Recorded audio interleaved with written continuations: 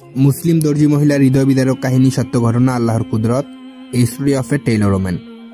বন্ধুরা, আজকের এই ভিডিওটি প্রতিটি মুসলিমদের জন্য খুবই গুরুত্বপূর্ণ। তাই আপনি যদি একজন সত্যিকারের মুসলিম হয়ে থাকেন তাহলে এই ভিডিওটিতে লাইক দিয়ে চ্যানেলটিকে সাবস্ক্রাইব করুন। আসসালামু আলাইকুম প্রিয় দর্শক, আশা করি আপনারা সকলেই মহান আল্লাহ পাক রব্বুল আলামিনের অশেষ মেহেরবানি ও দয়ায় অনেক বেশি ভালো আছেন। প্রিয় দিনী ভাই ও বোনেরা, আজ আমি আপনাদেরকে এমন একজন ইমানদার বোনের গল্প শোনাবো যে ছিলেন একজন কুরআনে হাফিজা, আর সে সেলাই মেশিনের কাজ করে জীবিকা নির্বাহ করতেন। কেমন পাপ কাজ সে করেছিল যার কারণে মৃত্যুর পরেও তার এমন কঠিন শাস্তি হয়েছিল, যার কবরের আযাবের কথা শুনে গ্রামবাসীরাও চমকে গিয়েছিল। যেহেতু সে একজন খুবই পরহেজগার মেয়ে ছিল, তার মৃত্যুর পর তার অজানা কৃতকর্মের কথা তার মার কাছ থেকে শুনে সকলে একদমই স্তব্ধ হয়ে গিয়েছিল। সম্পূর্ণ গল্পটি জানার জন্য এই ভিডিওটি শেষ পর্যন্ত দেখতে হবে, কারণ অনেক মহিলারাই কাপড় সেলাই করার সময় এই ধরনের ভুল হয়তো করে থাকেন। আজকের এই গল্পটি একটি শিক্ষণীয় গল্প, আর বিশেষ করে সেই সব মানুষের জন্য যারা দর্জি বা সেলাইয়ের কাজ করে থাকেন, কারণ নিজের অজান্তেই তারা এমন সব ভুল কাজ করে থাকেন যার কারণে তাদের কঠিন শাস্তিও হতে পারে। আর ভিডিওটি শুরু করার পূর্বে আসুন একটু প্রার্থনা করি। হে আল্লাহ, আপনি আমাদের সবাইকে 5 ওয়াক্ত নামাজ পড়ার তৌফিক দান করুন, আমিন। যারা যারা চান আল্লাহ তাআলা যেন আপনাদেরকে 5 ওয়াক্ত নামাজ পড়ার তৌফিক দেন, তারাও কমেন্ট বক্সে লিখুন আমিন। আর মুসলিমরা ইসলামকে ভালোবেসে এখনই এই ভিডিওটিতে লাইক দিয়ে চ্যানেলটিকে সাবস্ক্রাইব করুন। তাহলে চলুন ভিডিওটি শুরু করি। বন্ধুরা, কোনো একটি শহরের দূরবর্তী এলাকায় ফাতেমা নামে এক মেয়ে তার মায়ের সাথে বসবাস করত। তার বাবা মারা গিয়েছিল। ফাতেমার মা ফাতেমাকে একই সাথে পবিত্র কুরআনে হাফেজা বানিয়েছিল, স্কুলে পড়িয়েছিলেন আর সেলাই মেশিনের কাজও শিখিয়েছিলেন, যাতে করে মানুষের কাপড় চোপড় বানিয়ে দিয়ে সে তার সংসারকে চালাতে পারে। সেই সাথে মা এবং মেয়ে দুবেলা খাবার খেতে পারে। ফাতেমা একটি খুবই পরিশ্রমী মেয়ে হয়েছিল। ফাতেমার কাছে পোশাক বানানোর জন্য তার কিছু শর্ত ছিল, যা নিয়ে সে কখনো আপোষ করত না। সে ছিল আপোষহীন একজন নারী। কেবল এই তো সেই দিনের কথা, আসর গড়িয়ে মাগরিবের সময় হয়ে গিয়েছিল। তখন অনেকটা সময় ধরে তার কাছে দুজন মহিলা বসেছিল। তারা বারবার ফাতেমাকে তাদের জামা তৈরি করে দেওয়ার জন্য বলেছিল, কিন্তু ফাতেমা তাদের এক কথায় উত্তর দিলেন যে সে তাদের জামাখানা বানিয়ে দিতে পারবে না। কিন্তু কেন বানিয়ে দিতে পারবে না, এই কারণটি একটু পরেই জানতে পারবেন। তখন সেই দুজন মহিলা ফাতেমাকে করজোড়ে অনুরোধ করে বলল, দেখো ফাতেমা, তুমি সবার জামা খুব সুন্দর করে বানিয়ে দাও, আমাদের জামাও বানিয়ে দাও না প্লিজ। অনেক দামি কাপড় কিনেছি আমরা খারাপ কোনো দর্জিকে এই কাপড় দিয়ে আমাদের টাকা আর জামার ডিজাইন নষ্ট করতে চাই না। তুমি তো জানোই এই পাড়ার সবাই তোমার কাছেই জামা বানায়, তুমিও কম খরচে অনেক সুন্দর জামা বানিয়ে দাও। তোমার বানানো জামা পরতে অনেক বেশি আরামদায়ক ও দেখতেও অনেক সুন্দর লাগে। ফাতেমা বলল, কিন্তু যেরকম ডিজাইন আপনারা করে দিতে বলছেন এ ধরনের জামা আমি বানাই না।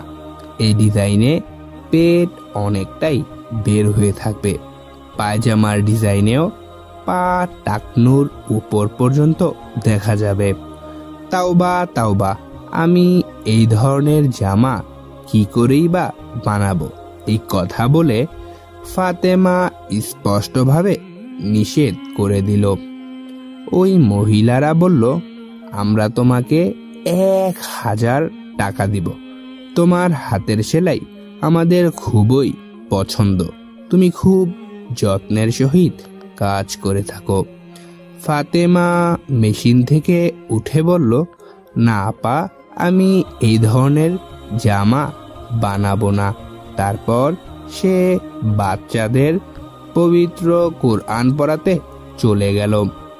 ফাতেমার মা এই 2 মহিলার কাছে ফাতেমার ব্যবহারের জন্য ক্ষমা চাইলেন আর বললেন, আমার মেয়ে অনেক পর্দাশীল, এ কারণে সে এই ধরনের খোলামেলা ডিজাইনের জামা কাপড় বানাতে ইচ্ছুক না।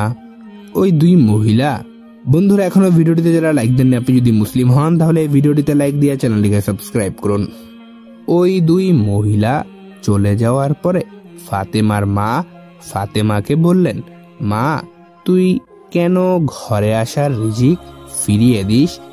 কেন তুই জামা বানিয়ে দিতে চাইলি না? তাদের জামা বানিয়ে দিলে তারা তোকে 2000 টাকা দিত।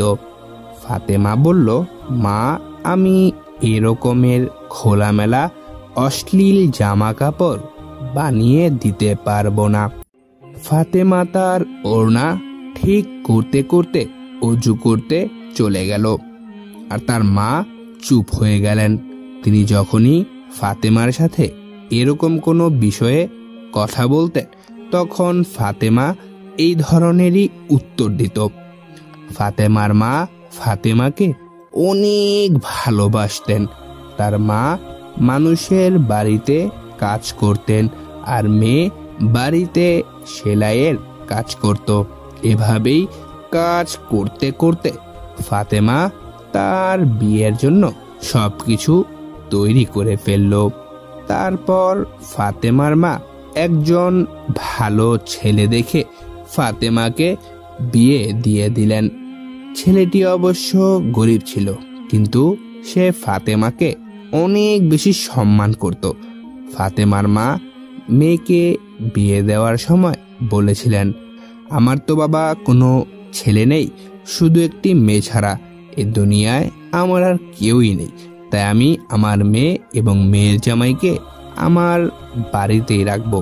ফাতেমার শ্বশুর বাড়ির লোকেরাও এই কথার সাথে রাজি ছিল, কারণ ইতিমধ্যে ফাতেমার আরো 2 জন ভাসুর এবং একজন দেবর স্ত্রী সহ ফাতেমার শ্বশুর বাড়িতে থাকত।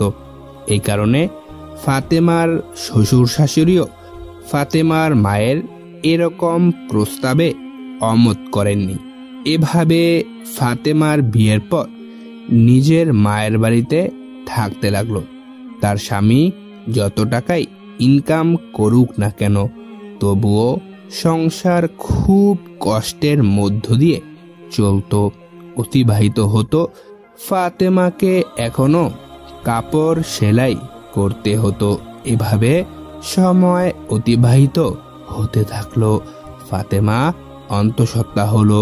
তখন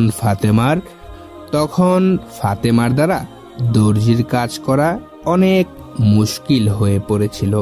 এইদিকে ফাতেমা তার সন্তানের সুখবর দিল, অন্যদিকে তার স্বামী বাড়িতে এসে জানালো তাকে চাকরি থেকে বের করে দিয়েছে।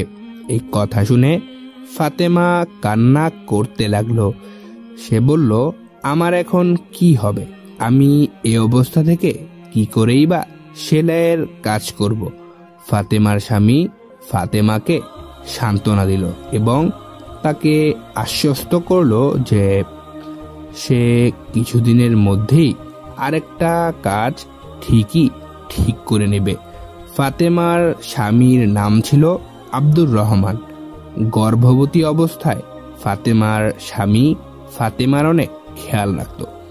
যখন সে কাপড় সেলাই করতে বসতো তখন আব্দুর রহমান তাকে চা বানিয়ে দিত, কখনো কখনো নাস্তাও বানিয়ে দিত, আর প্রতিদিন রাস্তায় কাজ খুঁজতে বের হতো, কিন্তু সে কোনো কাজই খুঁজে পাচ্ছিল না। এভাবেই চলতে চলতে অবশেষে বিশেষ দিন চলে আসলো। ফাতেমা একটি ফুটফুটে কন্যা সন্তানের জন্ম দিল। ফাতেমার স্বামী এবং ফাতেমার মা বাচ্চা দেখে খুবই খুশি হলো। ফাতেমার স্বামী তো মেয়ে হওয়ার খুশিতে প্রতিটি ঘরে মিষ্টি বিতরণ শুরু করে দিল। অদ্ভুতভাবেই কন্যা সন্তান হওয়ার সাথে সাথেই আব্দুর রহমানের চাকরি হয়ে গেল। যেখানে ফাতেমার স্বামী চাকরি পেয়েছিল সেখানকার মালিক ছিল খুবই শক্ত প্রকৃতির লোক। সে তার কর্মচারীদের সাথে খুবই নির্দয় ব্যবহার করত। তাছাড়া কাজ ছাড়া অন্য কিছু সে বুঝতো না। অসহায় মানুষগুলো বাধ্য হয়ে তার কারখানায় কাজ করত, আর ওই কারখানার মালিক প্রায় সময় কর্মচারীদেরকে বাজে ভাষায় গালাগালি দিত, আর ওই কারখানার মালিক প্রায় সময় কর্মচারীদেরকে বাজে ভাষায় খারাপ ব্যবহার করতেন। এদিকে ফাতেমার সংসার খুব কষ্টের মধ্য দিয়ে চলছিল। যখন ফাতেমার মেয়ে কিছুটা বড় হলো তখন ফাতেমা আবারও সেলাই মেশিনের কাজ করা শুরু করে দিল, যাতে করে সে তার মেয়েকে ভালোভাবে ভরণ পোষণ দিতে পারে। যেসব মহিলারা জামা বানিয়ে নিয়ে যেতেন তাদের জামার কাপড় থেকে যে কাপড় বেঁচে যেত সে ছোট কাপড়গুলো তারা ফাতেমাকে দিয়ে দিতেন। সে ছোট ছোট কাপড়ের টুকরাগুলো জোড়া দিয়ে ফাতেমা তার মেয়ের জন্য ফরক সেলাই করে পরাতেন। এভাবেই দিন অতিবাহিত হতে লাগলো, কারণ ফাতেমার স্বামী তো এত টাকা ইনকাম করতো না যাতে করে সে তার পরিবারের জন্য অনেক বেশি খরচ করতে পারবে। বিদ্যুতের বিল আর ঘরের বাজারের খরচ শুধু তার স্বামী দিতে পারত। এরপর তাদের জীবনে আরো দুর্দশা নেমে আসলো। একদিন সিঁড়ি থেকে পড়ে ফাতেমার মাথা ফেটে গেল। তার মাথা থেকে এতটাই রক্ত বের হচ্ছিল যা ফাতেমার মা চিৎকার করে কান্নাকাটি শুরু করে দিল। গ্রামের মানুষ তাদের বাড়িতে জড়ো হয়ে গেল। খুব শীঘ্রই ফাতেমার স্বামীকে খবর দেওয়া হলো। একদিন সাপ্তাহিক ছুটির দিন ছিল, তবুও ফাতেমার স্বামী কাজে গিয়েছিল কিছু অতিরিক্ত টাকা আর্ন করার জন্য। সে ভেবেছিল এই টাকা দিয়ে, অর্থাৎ অতিরিক্ত ইনকাম দিয়ে, সে তার সন্তানের জন্য খেলনা নিয়ে যাবে। যখন সে তার স্ত্রীর এমন বিপদের কথা জানতে পেল তখন সে তাড়াতাড়ি করে ফ্যাক্টরিতে তালা লাগিয়ে চাবিটা পকেটে রেখে বাড়িতে চলে আসলো। এদিকে ফাতেমাকে হাসপাতালে নিতে নিতেই রাস্তায় সে ইন্তেকাল করলো, অর্থাৎ মারা গেল, চলে গেল না ফেরার দেশে। আব্দুর রহমানের ফাতেমার বলা অনেক কথাই মনে পড়ছিল। সে ছটফট করে কান্না করছিল। ফাতেমার মা এটা ভেবে আরো কান্না করছিল যে মা ছাড়া ছোট বাচ্চাটার এখন কি হবে। এখন তো সে মায়ের দুধ খায়। এসব চিন্তা করে সে চিৎকার করে কান্নাকাটি করতে লাগলো। বন্ধুরা, এখনো যারা ভিডিওটিতে লাইক দেননি, আপনি যদি সত্যিকারের মুসলিম হন তাহলে এই ভিডিওটিতে লাইক দিয়ে চ্যানেলটিকে সাবস্ক্রাইব করুন। ফাতেমার হঠাৎ মৃত্যুতে সবাই খুব আফসোস করলো, সবাই বলা বলি করছিল। কে জানতো এরকম যুবতী একটি মেয়ে এত কম বয়সে দুনিয়া ছেড়ে চলে যাবে। সবাই ফাতেমার ভালো গুণাগুণ বলছিল। গ্রামের সকলেই জানতো ফাতেমা কতটা বেশি নেক এবং পরহেজগার ছিল। সে সকলের খেয়াল রাখত। সবাই তার প্রশংসায় পঞ্চমুখ ছিল। ফাতেমার মা এবং স্বামীর অবস্থা কাঁদতে কাঁদতে খারাপ হয়ে গিয়েছিল। ফাতেমার জানাজার সময় ঘনিয়ে আসলো। জানাজার পরেই ফাতেমাকে কাছের একটি কবরস্থানে দাফন করা হলো। কবর দেওয়ার সময় তার স্বামীর পকেট থেকে ফ্যাক্টরির একটি চাবি পড়ে গেল, যেটি ছিল খুবই গুরুত্বপূর্ণ চাবি। এরপর ফাতেমাকে কবর দিয়ে সবাই ঘরে ফিরে আসলো।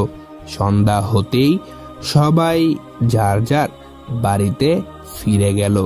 ফাতেমার চলে যাওয়ার পর ঘর একদম মরুভূমির মতো হয়ে গিয়েছিল। ফাতেমার সেলাই মেশিন সামনেই পড়েছিল। সেলাই মেশিন দেখে ফাতেমার মা বারবার কান্নায় ভেঙে পড়ছিল। তার উপর নিজেরই তো কম বয়সী মেয়েকে হারিয়ে ফেলা তার জন্য খুবই কষ্টকর ছিল। এজন্য সে বারবার কান্নায় ভেঙে পড়ছিলেন। তার মধ্যেই তার ছোট নাতির একা হয়ে যাওয়ার কষ্ট তাকে বারবার আঘাত দিচ্ছিল। ফাতেমার স্বামী ফাতেমার মাকে সামলাচ্ছিল আর কোলে নিজের বাচ্চাকে বসিয়ে রেখেছিল। কিন্তু মা কি আর কখনো শান্ত হতে পারে? যে মেয়ে তার জীবনের অস্তিত্ব হয়ে গিয়েছিল সে এত তাড়াতাড়ি চলে গেল। ফাতেমার মা এটা কোনোভাবেই বিশ্বাস করতেই পারছিলেন না। ফাতেমার মা বলছিলেন, এই তো কিছুদিন আগে আমার মেয়ে কাপড় সেলাই করছিল, হঠাৎ করে কি হয়ে গেল? ফাতেমার মায়ের কোনোভাবেই বিশ্বাস হচ্ছিল না যে তার মেয়ে এই পৃথিবীর মায়া কাটিয়ে চিরতরে কবরে চলে গেছে, রওনা দিয়েছে সেই চিরন্তন সত্য আখেরাতের দিকে। ফাতেমার ছোট্ট মেয়েটিও ছটফট করে কান্না করছিল। ফাতেমার স্বামী আগামী 2-3 দিন কাজে না গিয়ে সে তার ছোট্ট মেয়ে আর বৃদ্ধা শাশুড়ির অনেক খেয়াল রাখতে চাইল। সে নিজেও স্ত্রী হারানোর শোকে অনেকটাই কষ্ট পাচ্ছিল। এজন্য সে তার মালিককে বলতে চেয়েছিল যে সে আগামী 2-3 দিন কাজে আসতেই পারবে না। যখনই ফাতেমার স্বামী পকেটে হাত দিল সে চাবিটি খুঁজে পেল না। অতঃপর স্বাভাবিকভাবেই ফাতেমার স্বামী খুবই চিন্তার মধ্যে পড়ে গেল। অনেক ভাবার পরেও তার শুধু এটাই মনে পড়ল যে চাবি তো সে তার পকেটেই রেখেছিল। ফাতেমার মা তার মেয়ের জামাইকে চিন্তিত চেহারায় দেখছিলেন। তিনি বললেন, রহমান বাবা, কি হয়েছে তোমার? তখন আব্দুর রহমান তার শাশুড়িকে বলল, মা, আমার পকেটে চাবি ছিল, জানি না সেই চাবিখানা কোথায় পড়ে গেল, জানি না মসজিদে পড়েছে নাকি কবরস্থানে পড়েছে। তখনই আব্দুর রহমানের মাথায় এ কথা চলে আসলো যে হয়তো তার চাবিখানা কবরের মধ্যেই ভিতরে পড়ে গেছে। সে অনেক চিন্তায় পড়ে গেল, কারণ ফ্যাক্টরির যে মালিক সে খুবই কঠোর ব্যক্তি ছিল। সে তো আব্দুর রহমানকে এখন কোনোভাবেই ছাড়বে না। সামান্য একটি চাবির জন্য সে আব্দুর রহমানের জান নিতেও দ্বিধা করবে না।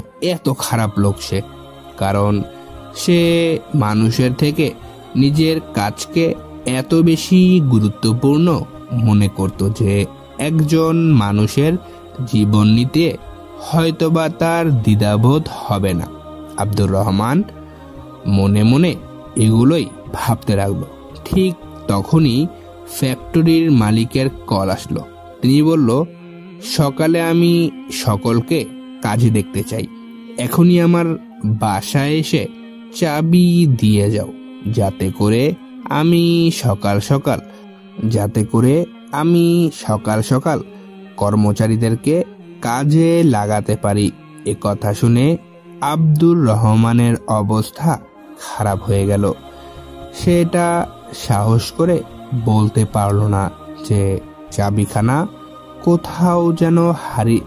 কোথাও হারিয়ে গিয়েছে। সে বলল, আমি আপনাকে কাল সকালে চাবি বুঝিয়ে দিব। তাই আব্দুর রহমানকে সকালের মধ্যেই চাবি খুঁজে বের করতে হতো। অনেক চিন্তা ভাবনার পর সে কবরস্থানে গেল। ওই সময় টাইম ছিল রাত 12টা বেজেছিল, আর ফাতেমার মেয়ে তার নানির কাছে ঘুমিয়েছিল। ফাতেমার স্বামী রাত 12টা বাজেই কবরস্থানে চলে গেল। তার মন বিষণ্ণ ছিল, অনেক কষ্ট এবং ভয় ছিল তার মনে। এর আগে কখনোই সে এত রাতে কবরস্থানে যায়নি। এই কবরস্থান গ্রাম থেকে বেশ কিছুটা দূরে ছিল। সে একদমই বুঝতে পারছিল না যে তার এখন কি করা উচিত, কিন্তু সে চাবিটি খুবই গুরুত্বপূর্ণ একটি চাবি ছিল, যা সে না বুঝেই হারিয়ে ফেলেছিল। আমি আপনাদেরকে প্রথমেও বলেছিলাম এই চাবিটি ছিল খুবই গুরুত্বপূর্ণ। যাই হোক, চাবিটি খুঁজতে খুঁজতে সে রাত 12টার সময় কবরস্থানে পৌঁছে গিয়েছিল। ভয়ে তার বুক ধরফর করছিল। সন্ধ্যার সময় এসে তার স্ত্রীকে যে কবরে দাফন করেছিল, রাতের বেলায় সে আবারও ওই কবরের কাছেই গেল। তারপর সে কোদাল দিয়ে কবর খুঁড়তে শুরু করলো। তার উদ্দেশ্য ছিল হারিয়ে যাওয়া চাবি ফিরে পাওয়া। যখন সে কিছুটা অংশ খুঁড়ল, তখনই কবরস্থানের দারোয়ান গিয়ে তাকে জিজ্ঞেস করলো, তুমি কেন কবর খুঁড়ছো? তুমি কি লাশ ছিনতাইকারী? যখন দারোয়ান খুব ভালো করে আব্দুর রহমানের চেহারা দেখলো, তখন সে বলল, তুমি তো সেই ব্যক্তি না যে সন্ধ্যাবেলায় নিজের স্ত্রীকে কবর দিয়ে গেলে? আব্দুর রহমান ঘাবড়ে গিয়ে বলল, হ্যাঁ, আমি সন্ধ্যায় আমার স্ত্রীকে এখানেই দাফন করে গিয়েছিলাম, কিন্তু আমার স্ত্রীকে দাফন করার সময় আমার পকেট থেকে মূল্যবান একটি চাবি কবরের মধ্যে পড়ে গিয়েছিল, আর এই চাবি আমার জন্য অনেক বেশি গুরুত্বপূর্ণ। দয়া করে আপনি আমাকে সাহায্য করুন। এ কথা শোনার পর কবরস্থানের দারোয়ান ফাতেমার স্বামীকে হেল্প করলো, অর্থাৎ সাহায্য করলো। তারা দুজন মিলে খুবই অল্প সময়ের মধ্যে অনেকখানি কবর খুলে ফেলল। ততক্ষণে ফাতেমার স্বামীর ভয় কেটে গিয়েছিল, আর তার চাবি খুঁজে পাওয়ার আশাও মনের মধ্যে জেগে উঠেছিল। যখন কবর সম্পূর্ণ খোঁড়া হয়ে গেল, তখন তাদের দুজনের চোখ কপালে উঠে গেল। দারোয়ান আবারও তাড়াতাড়ি করে কবরে মাটি চাপা দিতে শুরু করলো। তারা দুজনেই ঘন ঘন ঘামাচ্ছিল। দারোয়ান বলল, তোমার স্ত্রী কেমন মহিলা ছিল যে তার কবরে এত আযাব হচ্ছে। ফাতেমার স্বামী তো নিজের চোখখানাকে বিশ্বাসই করাতে পারছিল না। যা কিছু তার স্ত্রীর সাথে ঘটছে সেগুলো কি আসলেই বাস্তব নাকি স্বপ্ন। তার স্ত্রী তো অনেক নেককার ও পরহেজগার একজন মহিলা ছিল। সবাই তো তার স্ত্রীর অনেক ভূয়সী প্রশংসায় করত। সে তো কখনো এমন কোনো গুনাহ করেনি যার কারণে তার এরকম শাস্তি হতে পারে। রহমান অস্থিরতায় ছটফট করতে শুরু করলো। রহমান বলল, আমার স্ত্রী কি এমন পাপ কাজ করেছিল যে এরকম ভয়ঙ্কর শাস্তি তাকে পেতে হচ্ছে? দারোয়ান বলল, তুমি চাবির অন্য কোনো ব্যবস্থা করে নাও, দরকার হলে নতুন কোনো চাবি বানিয়ে নাও, কিন্তু এভাবে কবর থেকে চাবি উদ্ধার করা অসম্ভব।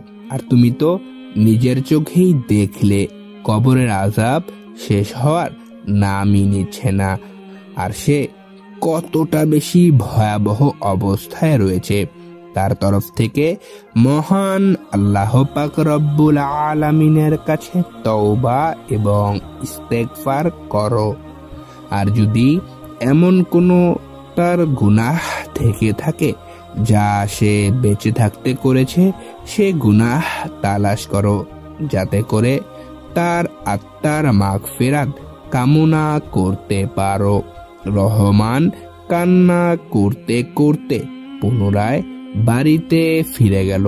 ফাতেমার মা রহমানকে দেখে জিজ্ঞাসা করলো, বাবা, তুমি এত গভীর রাত পর্যন্ত কোথায় ছিলে?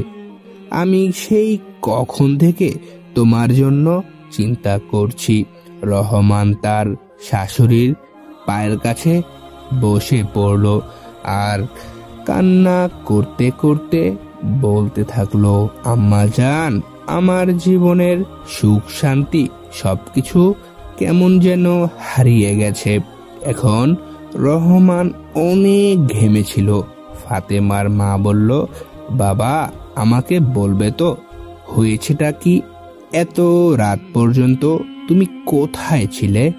রহমান বলল, আমি চাবি খুঁজতে কবরস্থানে গিয়েছিলাম, কিন্তু সেখানে গিয়ে আমি যা দেখেছি তারপরে হয়তো বাকিটা জীবন আমি শান্তিতে নিঃশ্বাসখানাও নিতে পারবো না। ফাতিমার মা ভয় পেয়ে গেলেন এবং বললেন, ভঙ্গিতা না করে আমাকে সবটা খুলে বলো বাবা, আসলে হয়েছেটা কি? রহমান কাঁদতে কাঁদতে বলল, যখন চাবি খোঁজার জন্য ফাতেমার কবর খুঁড়লাম, আমি আমার চোখকে বিশ্বাস করাতেই পারছিলাম না। আম্মা জান, ফাতেমার মতো এরকম নেককার ও পরহেজগার একজন মানুষের কবরে এত কঠিন থেকে কঠিন আযাব হচ্ছে, আমি আপনাকে তা ভাষায় প্রকাশ করতেই পারবো না।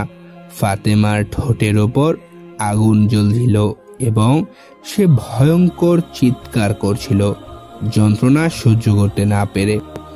আমি যখন কবরস্থানের আগুন নিভাতে চেষ্টা করলাম, তখন আমার তার ঠোঁটে চোখ পড়ল, যা অনেক বড় হয়ে রয়েছিল। তার শরীরের অন্যান্য অঙ্গ প্রত্যঙ্গ ঠিকই ছিল, কিন্তু তার ঠোঁট একদম ভয়ঙ্করভাবে জ্বলে গিয়েছিল। কিছুক্ষণের জন্য আগুন নিভাতে পেরেছিলাম, কিন্তু তারপর আবারও দাউ দাউ করে আগুন জ্বলতে শুরু করলো। প্রথমে তো আমি বুঝতে পারিনি, কিন্তু তারপর দারোয়ান বলল, এটা মহান আল্লাহ পাক রব্বুল আলামিনের শাস্তি। মহান আল্লাহ সুবহানাহু ওয়া তাআলা শুধু তার ঠোঁটকেই পোড়াচ্ছে। আম্মা জান, আমি বুঝতে পারছি না, শুধু তার ঠোঁটেই কেনই বা আগুন জ্বলছিল?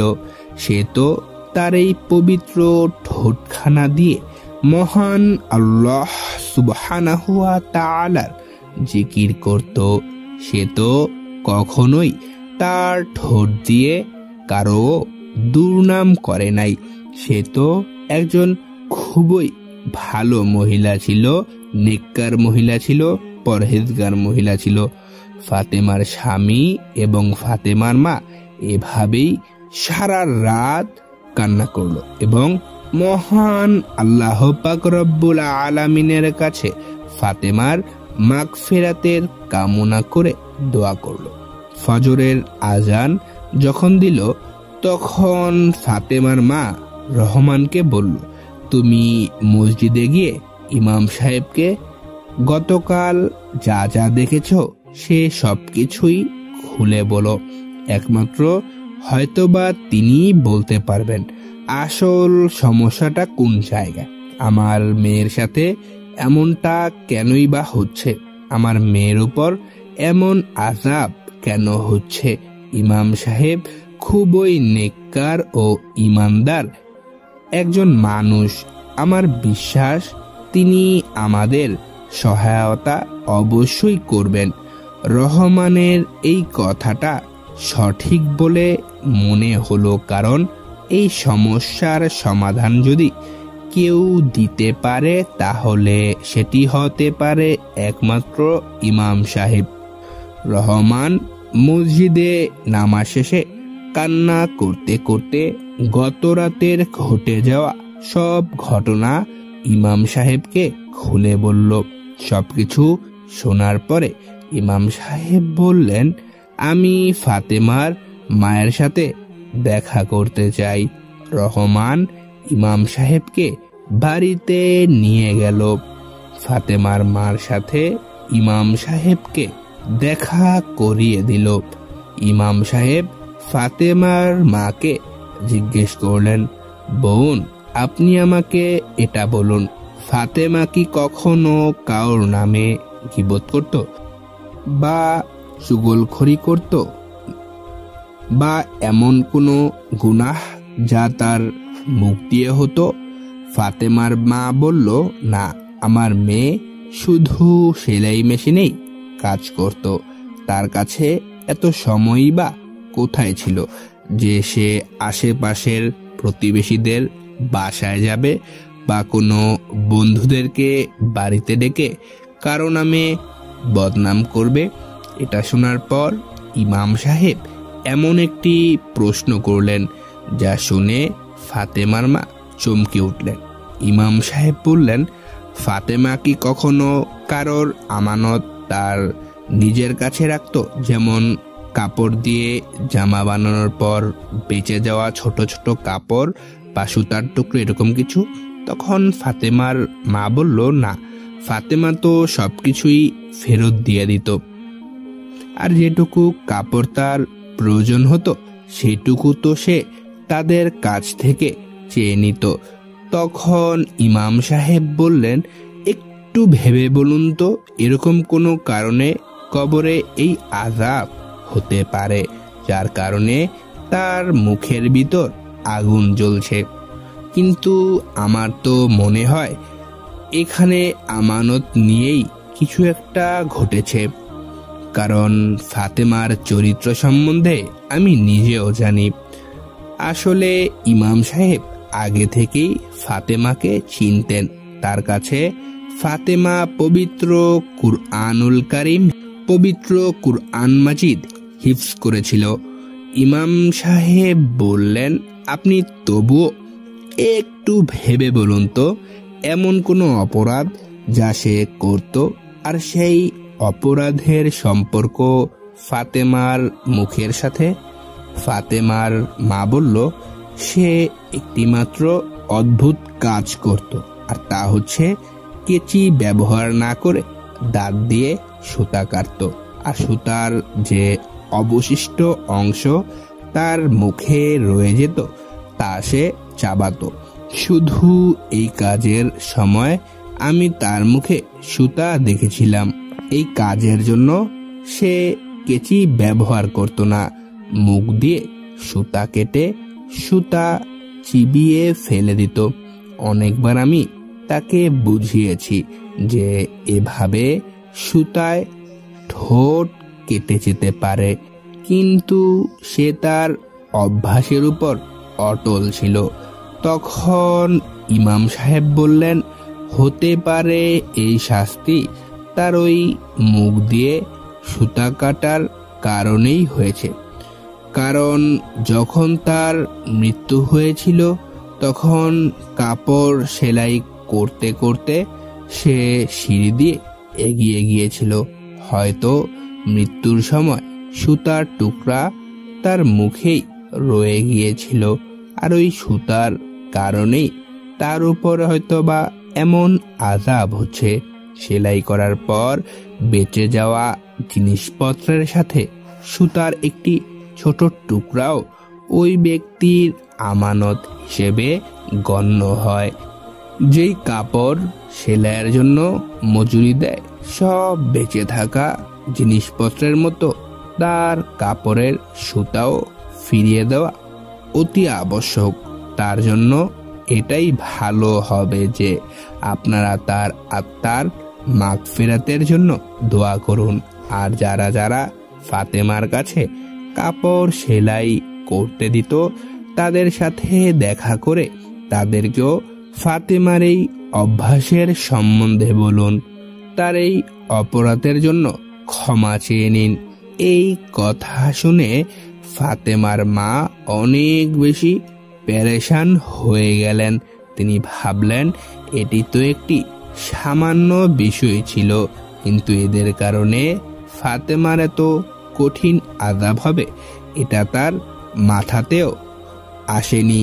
তারপর ফাতেমার মা সেই সব মানুষদেরকে তার বাড়িতে জামায়াত করলেন যারা ফাতেমার কাছ থেকে জামা বানাতে দিত, আর তাদের সবার কাছে ফাতেমার এই ছোট্ট অভ্যাস সম্বন্ধে ব্যাখ্যা করে ফাতেমার মাগফিরাতের জন্য হাত জোর করে ক্ষমা চাইলেন। কিন্তু এটা তো তেমন কোনো বড় কথা ছিল না, তাই সবাই তাকে তখনই ফাতেমাকে ক্ষমা করে দিয়েছিল। কিছু মানুষের নজরে এটা তো কোনো গুনাহই ছিল না, কিন্তু যে জিনিস মানুষের কাছে সাধারণ আমলনামায় তা অনেক ভারী হয়। যেহেতু এখানে প্রসঙ্গ ছিল আমানতের, এজন্য ফাতেমা ছোট্ট একটি অপরাধ করেও শাস্তির শিকার হয়েছে। সবাই ফাতেমার ভালো চরিত্র সম্বন্ধে অবহিত ছিল, এজন্য তারা ফাতেমাকে মাফ করে চলে গিয়েছিল। তারপরের দিন রাতে ফাতেমার মা রহমানকে আবারও বলল, বাবা, তুমি তাড়াতাড়ি করে চাবির জন্য কবর পুনরায় খনন করো। কবরের অবস্থা দেখে এসে আমাকে জানাও যে তার উপর থেকে কি শাস্তি সরে গিয়েছে কিনা। আসলে ফাতেমার মা জানতে চেয়েছিলেন ফাতেমার আযাবের পিছনে আসল কারণটা কি। প্রকৃতপক্ষে কি ছোট একটি সুতা ফাতেমার উপর আযাবের কারণ হিসেবে গণ্য হয়েছিল? ওই রাতে রহমান পুনরায় দারোয়ানের কাছে গেল, আর তারা দুজনে মিলে কবর খুঁড়ল। তারা দেখল ফাতেমার কবর একদম ঠিকই আছে, আর লাশ থেকে সুগন্ধ বের হচ্ছে। চাবি কবরের ভেতরেই ছিল। রহমান চাবি সেখান থেকে নিয়ে গেল আর কবর পুনরায় বন্ধ করে দিল। বাড়ি ফিরে এসে রহমান তার শাশুড়িকে সব কথা খুলে বলল।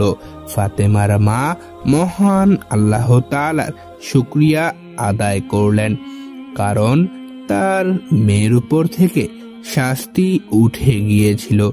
যখন এই কথা গ্রামবাসীরা জানতে পারল, তখন তারা সবাই অবাক হয়ে গেল। তারা সকলে ভাবতে থাকলো, এরকম একটি পরহেজগার মেয়ের উপর সামান্য একটি অপরাধের জন্য এত বড় আশা আপনাদের হয়েছে। সকল গ্রামবাসীর তওবা ও ইস্তেগফার করল।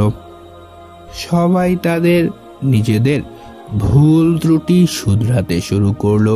ওই দিনের পর থেকে ওই গ্রামের সকলেই আমানতদারিতার ব্যাপারে খুবই সচেতন হয়ে উঠল।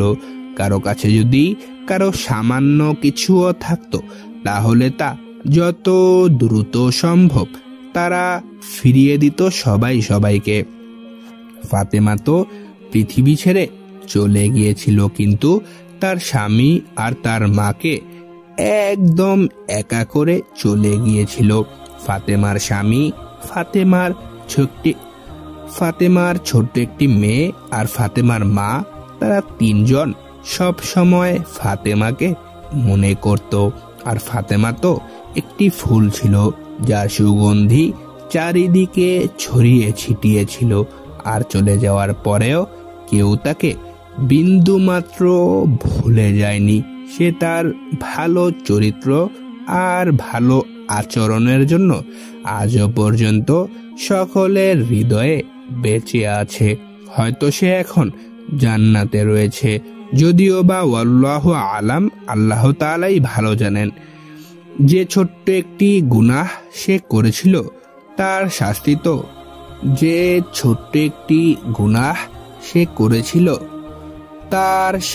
তো সে ভোগ করে নিয়েছিল। দেখতে গেলে এটি তো সামান্য একটি বিষয়। যে ছোট্ট একটি সুতার টুকরা সে দাঁত দিয়ে কেটেছিল। অধিকাংশ সময় অনেক দর্জিরা এরকম ভুল করে থাকে। অনেক মহিলাদেরকে আমি নিজে মুখ দিয়ে সুতা কাটতে দেখেছি, কিন্তু কেউ কি কখনো আদৌ ভেবেছে যে এই কারণেও মানুষকে মহান আল্লাহ পাক রব্বুল আলামিনের নিকট জবাবদিহিতা করতে হতে পারে? কারণ ছোট্ট একটি সুতার টুকরাও আমানতের একটি অংশ, আর তার হিসাব কবর পর্যন্ত যাবে। আর সামান্য বেখেয়ালির কারণে আল্লাহ তাআলার ভয়ঙ্কর আযাব নাজিল হতে পারে। এজন্য আমাদের আজকের এই ভিডিওটি আপনাদেরকে উদ্দেশ্য করে বানানো, যারা দর্জির কাজ করেন। যদি আপনারা এই ধরনের কোনো ভুল করে থাকেন তাহলে দয়া করে এই ধরনের ভুল আর করবেন না। আমানতের খেয়ানত করবেন না। সুতা থেকে শুরু করে বোতাম পর্যন্ত সবকিছুই কাস্টমারকে ফিরিয়ে দিবেন। আমি আশা করি আমাদের আজকের এই গল্প থেকে আপনারা শিক্ষা গ্রহণ করতে পেরেছেন। আর যারা আমানতের মর্যাদা করে না, তারা ভিডিওটি দেখার পর হয়তো আমানতের মূল্য বুঝতে শিখবে। তো বন্ধুরা, আমাদের আজকের এই ভিডিওটির সত্যতা নিয়ে সন্দিহান হলেও এই গল্পটিতে রয়েছে প্রতিটি মুসলমানদের জন্য শিক্ষা। তাই আমি মূলত আপনাদের সাথে ভিডিওটি শেয়ার করলাম। আশা করি আমি যা বুঝিয়েছি আপনারা তা বুঝতে পেরেছেন। আর আমাদের প্রত্যেককে অবশ্যই সৎ হতে হবে, আমানতদার হতে হবে, নয়তো আখিরাতে এর পরিণতি হতে পারে ভয়ঙ্কর থেকেও ভয়ঙ্কর। মহান আল্লাহ সুবহানাহু ওয়া তাআলা আমাদের সবাইকে সঠিক বুঝ দান করুক, আমিন। তো বন্ধুরা, ভিডিওটি এ পর্যন্তই ছিল। ভিডিওটি কেমন লাগলো অবশ্যই কমেন্ট করে জানিয়ে দিতে পারেন আপনাদের গুরুত্বপূর্ণ মতামত। আর ভিডিওটি যদি ভালো লেগে থাকে তাহলে দয়া করে এই ভিডিওটিতে লাইক দিয়ে চ্যানেলটিকে সাবস্ক্রাইব করুন।